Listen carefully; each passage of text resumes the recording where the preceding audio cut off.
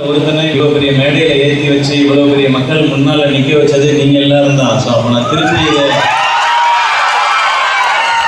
ஏதோ ஒரு சின்னதாவது நான் திருப்பி செய்யறது என் கடமையா மட்டும்தான் பாக்குறேன் நான். அப்படி நினைக்கிறது தான் எனக்கு சரியா இருக்கணும்னு தோணுது.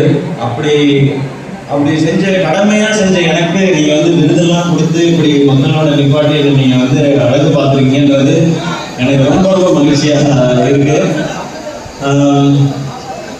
இந்த உழவர்களின் தோழன் இது ரொம்ப ரொம்ப பெரிய வார்த்தை. இந்த விருது இங்கே கொடுத்ததுக்கு ரொம்ப ரொம்ப மகிழ்ச்சி.